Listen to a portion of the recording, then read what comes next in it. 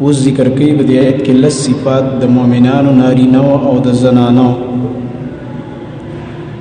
او په دې لسو صفاتو باندې الله رب العالمین وعده کړی ده د مغفرت او اجر عظیم چې دا صفات په چا کې راشي الله ورته مغفرت کوي او لوی اجر به ورکوي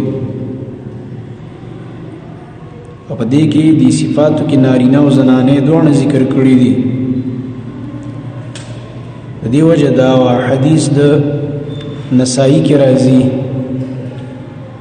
ام سلمہ رضی الله عنها چې وا هغه د دې شان نزول ذکر کړو چې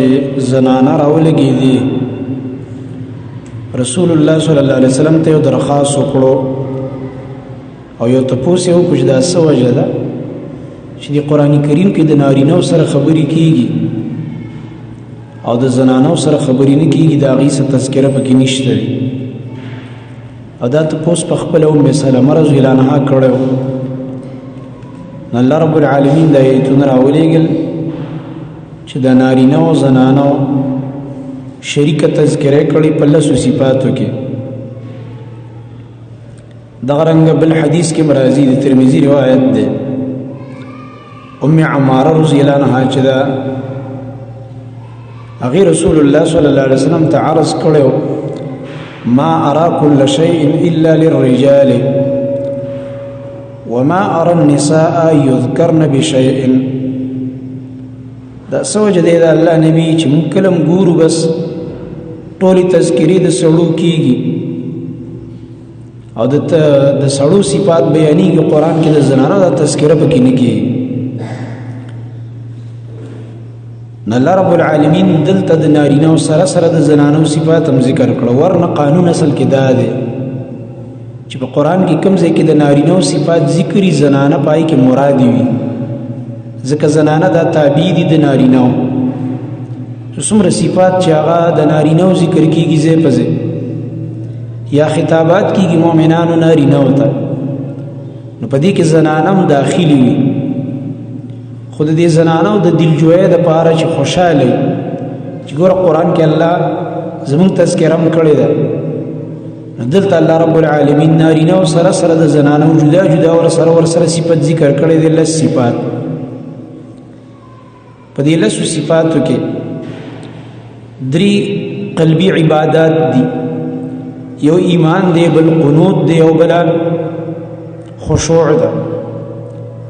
او درې عبادت بدنیه دي ظاهریه د بدن ظاهر عبادت دي درې یو اسلام دی چې په دین باندې ښکار عمل کول بل صبر دی او بل روزه نیول دوه پکې لسانی عبادت دي د جبه یو صدق دی رښتیا ویل او بل ذکر د الله رب العالمین کول په جبه باندې درجه عبادت او یو پکې مالی عبادت دی والمتصدقین والمتصدقات صدقه ور کول دا مالی عبادت او یو عبادت دی د ترک المنکر چې هغه ته لیکيږي حفظ الفروج د خپل شرمګاونو حفاظت کول د بدکارینه والحافظین فروجهم والحافظات دا لس صفات دیت کی ذکر دی ان المسلمین والمسلمات یقینا مسلمانان نارینا و مسلمانان زنانان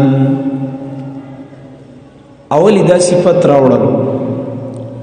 هغه نارینا چې اسلامي قبول کړي دي او ظاهري انقیاد کړي او تابعداري کړي ده مسلمین جمع د مسلمون مسلمات جمع د مسلمتون مسلم نارینا او مسلم زنانه چاته وي چې ظاهری انقیاد کوي د الله د احکام او خاص کر د فرایض په حدیث کې بیا نبی صلی الله علیه وسلم 15 ارکان ذکر کړي چې دا په اول فرصت کې ادا کوي ځکه دا به فرض دي کلمه د شهادت د منځ فرض دی په دی باندې 15 وخت د دې اهتمام دی نو دا رنګ روزه نیول دي د رمضان نو زکات ورکول دي چې کله به فرض شي او حج کول دي چې کله به فرض شي دي ته ظاهري انقیاد د اسلام احکام او فرایض دا منل او دین علاوه به نور عبادت هم کول په دې کې فرضي مشته او نفلي مشته ګل نوافل به هم کوي عبادات. نو دغه رنګه مسلم بیا هغه چاته ویلی کېږي اسلام کې معنا د استسلام او د انقیاد پرته ده چې د الله رب العالمین څومره احکام دي ظاهره کې به دا مؤمن بنده هغې ته منقاد وي، عمل به پې کوي، ظاهر به جوړ وي ظاهر. نور پسې ذکر کوي والمؤمنین والمؤمنات، او هغه مؤمنان نارینه او مؤمنات زنانان. دا دویم صفت شو. دی ورپسې ولې ذکر کړو؟ دا ځکه ضروري دی، دا باطني صفت دی دننه د زړه، چې دا دلالت کوي د دوی په یقین د زړه باندې. ولې ځکه که چېرته ظاهري عمل کوي مسلمانان خو دننه یقین نشته، عقیده صحیح نه ده، نو بیا خو اعمال نه قبلېږي که نه تی دغه د کلمې ویل او آمنا قبلېږي، لکه منافقانو باره کې الله وایي که نه ومن الناس من يقول آمنا بالله وباليوم الآخر، الله منو قیامت منو لا اله الا الله کلمه ویل او عبد الله ابن ابي او داغي پورا ډلې. الله فرمایي وما هم بمؤمنين، مؤمنان ګور نه دي،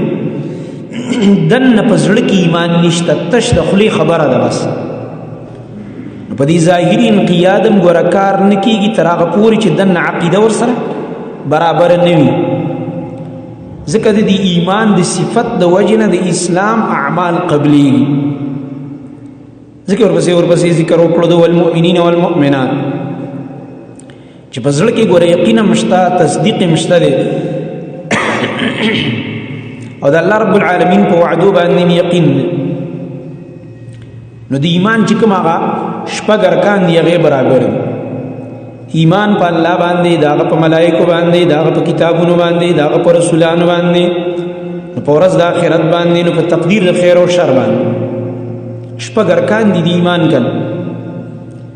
دا ټولې خبرې د زړه یقین ته کوزي کړي دي، دې باندې یقین ډېره ده. بیا د ایمان شعبې دي څانګې،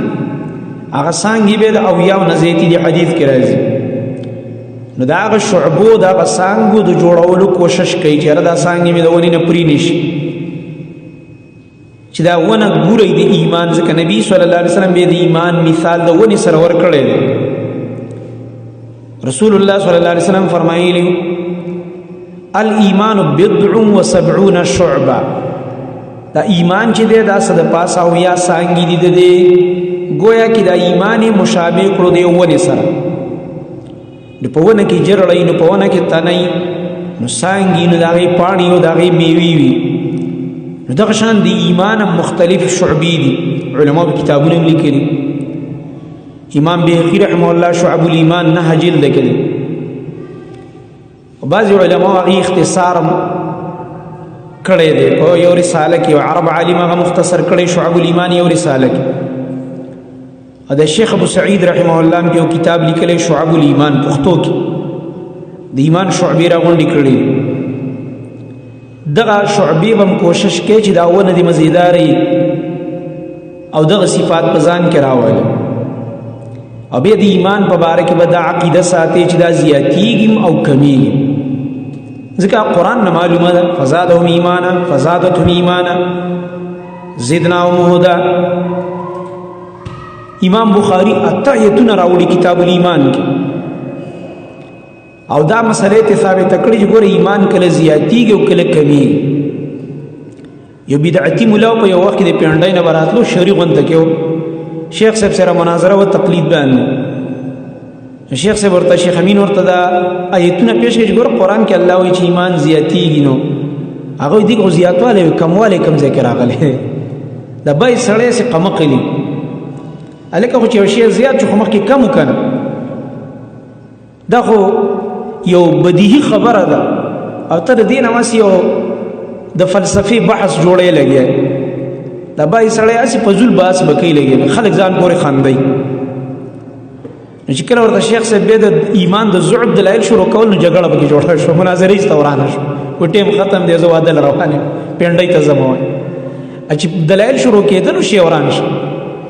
د دې بدعتیانو طریقه هم دی چې کله پته ورته ولګي چې اوس د عالم ماته دلایل شروع کوي او خلکو خیارېږي پوهېږي، نو زنده آباد مرده آباد شور چغې ځان سره پوره ګروپونه راوست، بس مناظره ورانه شي. او چغو کې دوی تکړه دي بیا وي مونږ وګټله وای نو ایمان ګوره کمیږي مو زیاتېږي د زیادت په باره کې په قرآن کې ایتونه دي او د کموالي تذکرې په احادیثو کې راغلي لکه نبی صلی الله علیه وسلم فرمایي من رأى منکم منکرا فلیغیره بیده چا په تاسو کې منکر ولید او د لاس طاقت په لاس دی باندې کې فإن لم يستطع فبقلبه د لاس طاقت بیده فإن لم يستطع فبلسانه د لاس طاقت نشته په جبه دی باندې کې او فإن لم يستطع فبقلبه بعضی وخت ولې د جبه طاقت هم نه سو خبرې ته وګ نګ دی نه مانی نبی په دې ځل کې ورته بد وګوره الته نبی علیہ السلام اخیری جمله سوی وذالک اضعف الايمان وګوره د ایمان کمزوري نبی علیہ السلام ذکر دا د ټولو نه کمزور ایمان دی وګوره معلومه شو ایمان کمیږي کمزور شي نبی علیہ السلام اضعف ډیر زیات کمزور شي دا رنګ حدیث کې راځي رسول الله صلی الله علیه وسلم فرمایي کله کله د انسان په دې ځل کې دا ایمان د ذره په مقدار می د باجر د دانی عمر می په حدیث کې ذکر د امام بخاری هغه حدیث راوړي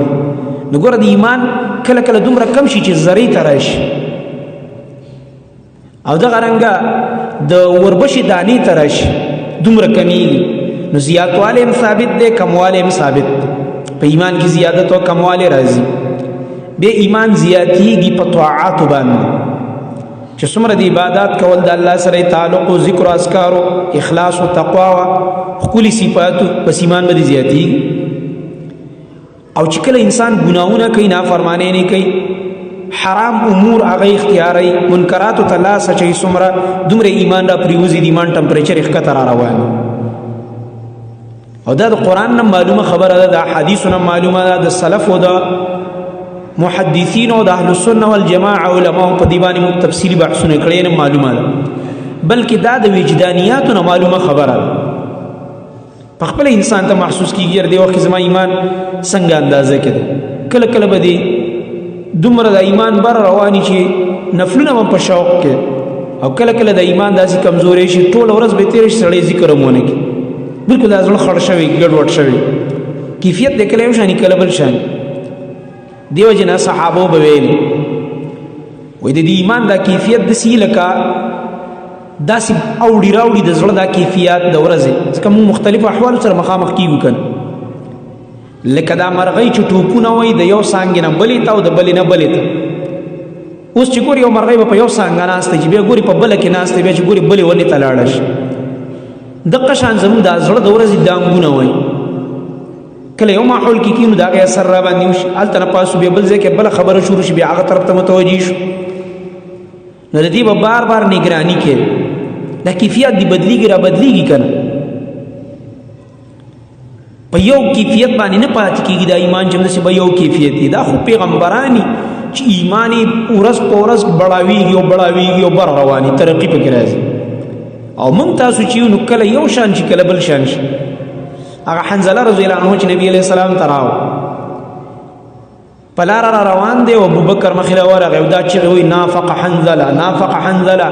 حنزله منافق شوی دی حنزله منافق شوی ځان ته منافق وي ابوبکر صدیق رضی الله عنه ورته څه چل شوی دی حنزله چې ځان ته منافق وي څه چل دی هغه ورته ته ګوره مونږ د نبی صلی الله علیه وسلم مجلس کې ناست یو او د رسول الله صلی الله علیه وسلم په مجلس کې چې کله د جنت او جهنم او د آخرت خبرې کیږي د الله د ملاقات او د خپل خبرې نو زمونږ ایمان کم اندازه کې او کله کله د سترګو نور سره اوښ کې رواني دلته مزړه یو شان دی او چې بیا کور ته لاړ شو د ښځې سره کینو بچو سره کینو هلته بیا هغوی سره خاندو را خاندو ګپې شپې لګو نو بیا هلته زمونږ وایي هغه کیفیت نه نو حنزله رضی الله عنه ته دا سخت کار شو منافقت چې منافقت دی نبی علیہ السلام په مخ کې یو شان دی او په کور کې بیا بل شان دی نو د ابوبکر صدیق رضی الله عنه سره مغم پیدا کړو ځکه هغه متقی سره پرهیزګار چې لکه دا چل خو په موږ هم کېږي د نبی صلی الله علیه وسلم مجلس کې چې ناست یو شان یو چې بیا کور ته لاړ شو کیفیت بدلیږي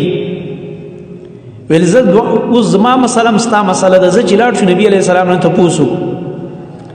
نو چې کله لاړ د رسول الله صلی الله علیه وسلم مخې ته دا خبره پیش کړه دا سوجه دی د الله نه ستاسو مخې ته کیفیت یو شان یو بیا په کور کې بل شان. لکه اوس موږ درس ته ناست یو کیفیت یو شان، جمعې خطبې ته ناست کیفیت یو شان، تلاوت کې روژه دي نیولي کیفیت یو شان. خو چې کله سړی کور کې ملګرو سره ګپ شپ کې کینی بیا کیفیت بدل. رسول الله صلی الله علیه وسلم ورته فرمایل اے حنزله دې ته منافقت نه وایي،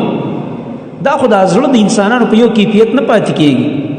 ولکن ساعه و ساعه، دا د بیل بیل ساعت خبرې وي، معنا دا د انسان باندې مختلف ساعات راځي. داسې خو چې مکمل دا د بند کو د جومات په دې ګوټ کې د کېنه او بس چې خوځېږي بناو بس مکمل هم دا فکر کوه، انسان ډېر کمزوری دی، دا دین به په ده باندې بوج. او بیا ورته دا وفرمایل نبي صلی الله علیه وسلم که تاسو په هغه کیفیت برقراره پاتې شئ چې کوم زما سره ناست یو کوم کیفیتي، نو بیا خو لصافحتکم الملائکه، بیا خو تاسو سره ملائک ستړي مشي کوي، لاسونه به در سره میلاوي، بیا په تاسو ملائکو کې فرق څه شو؟ ځکه چې د ملائکو خواهشات نشته دی او ستا هم نه یو، ته وایې چې نه به ښځې سره مینه کوم او نه به بچو سره خاندم او نه به ملګرو سره ګپ لګوم، نو بیا خو ستا خواهش ختم شوی دی، بیا خو ته ملائک یې، بیا خو ملائک تاسو سره ستړي مشي کوي. دا مطلب د نبي علیه السلام. نو د رسول الله صلی الله علیه وسلم مقصد دا وی حنزله دا جایز خبرې دي، په کور کې خپل بچو سره خندا، کور والا سره ګپ شپ لګول، ملګرو سره ګپ شپ سړی ولګي، چکر مکر ولګي، دا څه حرامي خبرې خو نه دي، دا الله جایز کړي مباح امور دي. د دې الله رب العالمین موږ له رخصت راکړی، اجازه یې راکړی،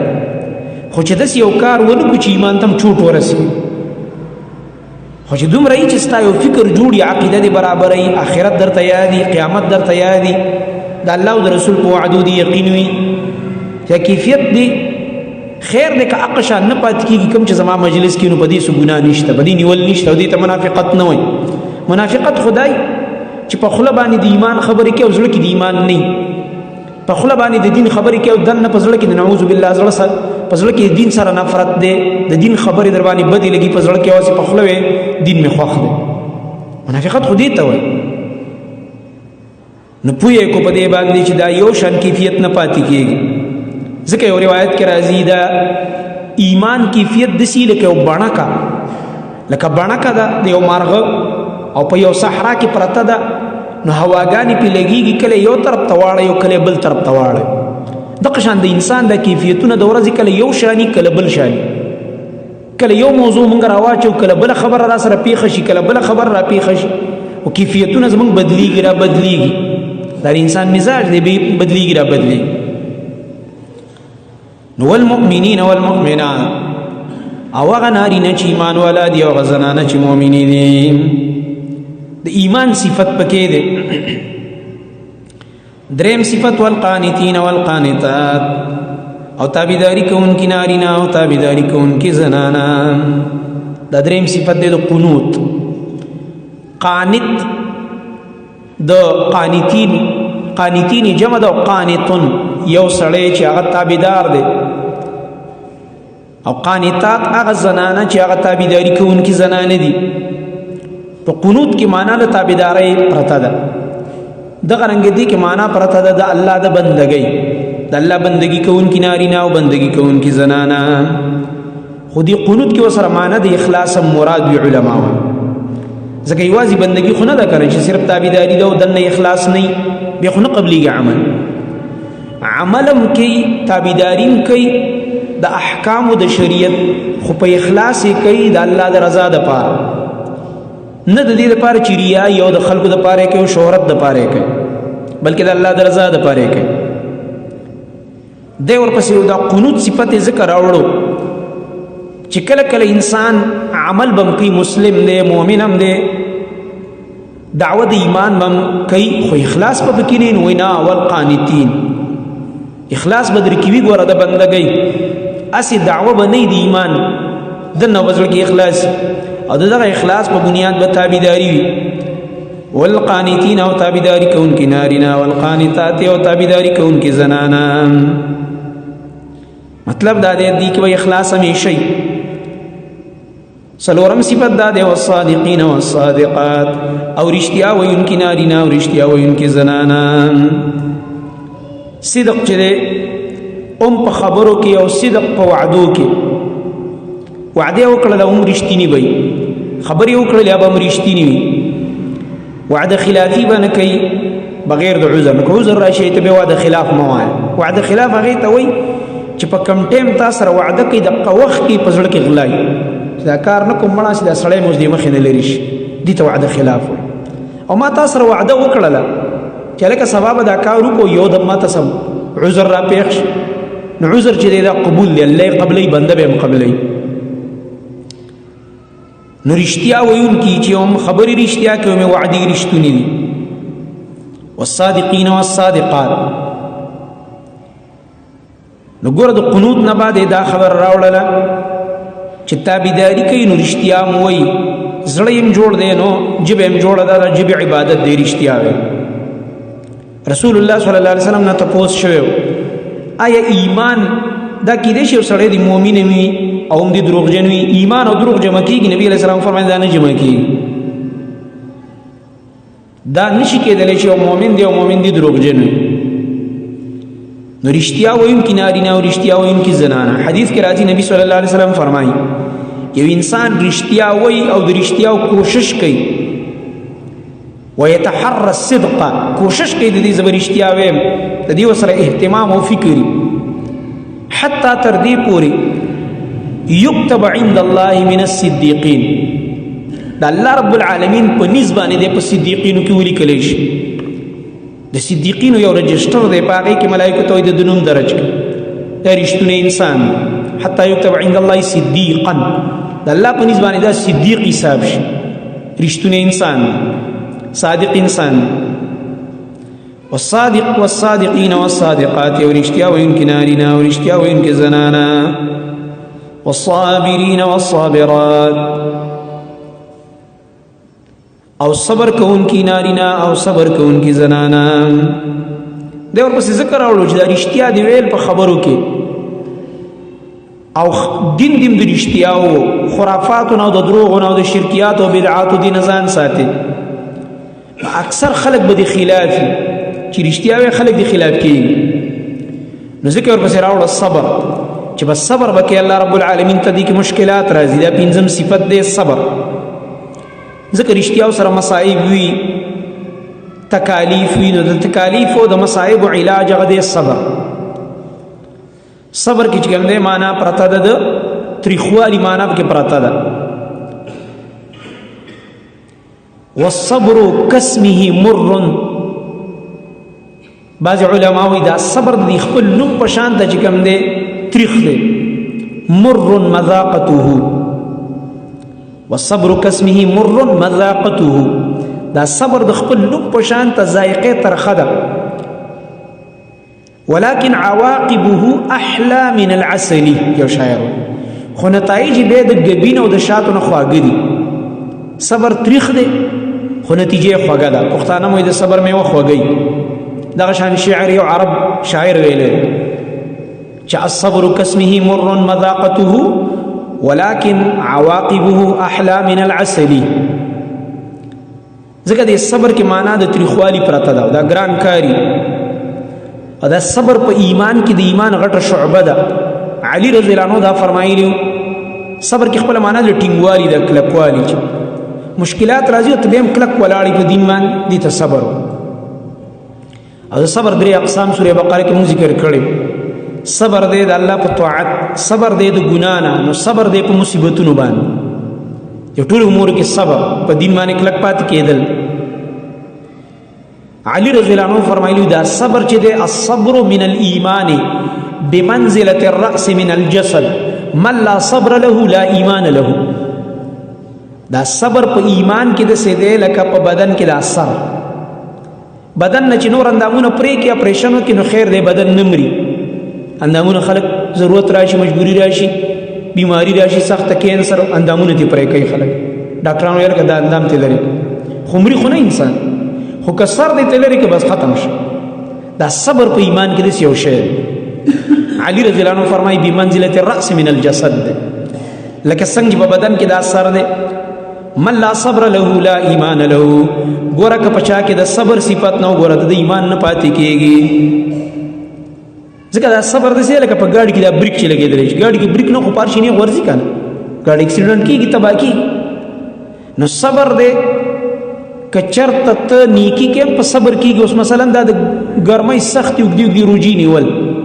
په طاعاتو چې د صبر نه و روژه خو نشي نیولی د ګرمۍ صبر په طاعاتو. نو دغه رنګه د ژمي په یخ سار کې راپاڅېږه او په یخو اوبو اودس کوه چې ګرمې نه وي او ته چې نه بس پرېږده یخې دي خو اوس دا مونځ رانه خراب نه شي. خو دا خو صبر غواړي که نه دې ته صبر په طاعاتو وایي. دغه رنګه هره نیکي وګوره. دا اوس چې تاسو ناست یې خو صبر دی کې ځکه ناست یې درس ته که نه صبر چې نه سړی نه شي ټینګوي وتښتي بعضې خلک مړه پرېږده اوس به درس ته ناست. نو هره نیکي دا طاعت چې کېږي په صبر کېږي. نو دغه رنګ د ګناه نه ځان بچ کول دا هم په صبر کېږي. چا کې چې صبر نه وي په هره ګناه نیغ ورځي بریکې فیل شوی بس خپې ورته سستې شي. او چا کې چې الله رب العالمین د صبر ماده اچولي نو ګناه راځي مخې ته اگر که دی بلکل هېڅوک یې نه ویني خو دی د الله نه یېرېږي نه کوي. دا د صبر د وجې د ګناه نه ځان ساتي د الله د نافرمانۍ نه ځان ساتي.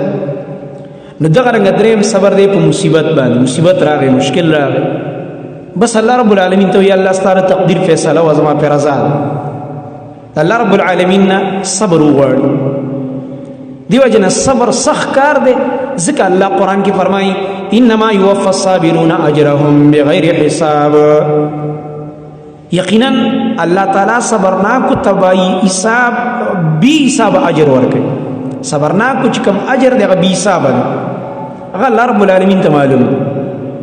څومره چې په انسان کې دا صفات زیات وي دومره ایمان قوي وي او مضبوط وي. دا نور صفات به بل درس کې ذکر کوو انشاءالله. ان المسلمین والمسلمات یقینا مسلمانان نارینا و مسلمانان زنانا والمؤمنین والمؤمنات او ایمان والا نارینا و ایمان والا زنانا والقانتین والقانتات او تابداری کونکی نارینا و تابداری کونکی زنانا والصادقین والصادقات او رشتیا وینکی نارینا او رشتیا وینکی زنانا والصابرین والصابرات او صبر کونکی نارینا او صبر کونکی زنانا. اشهد ان لا اله الا الله